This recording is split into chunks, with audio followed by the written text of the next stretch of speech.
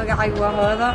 waxaan ciyaaraa kubadda ilaa muddo 5 sano aan ciyaarayay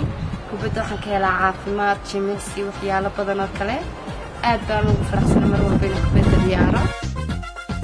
waxaan jeclaan horumar ka gaaro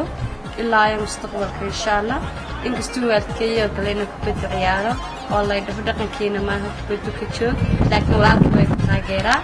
waxaan markasta igu dhiirigeliyaa inaan ciyaaro dugsiyada ay keenaa wax oo dhan marka waxaan rajaynayaa ilaa ay ka dhiman doono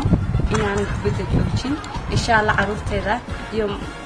hablaha Soomaaliyeed mustaqbalka u sameeynaya oo bari doona kubadda macallimad weyn ma ka noqon doona ilaa iyo aan tago Canada Holland Mareykan all of the world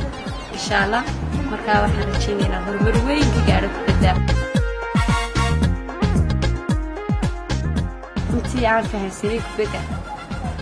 oo dhaqanka la kaalmaysan kubadda waa wax wanaagsan nafteena jirkeena wixii oo dhan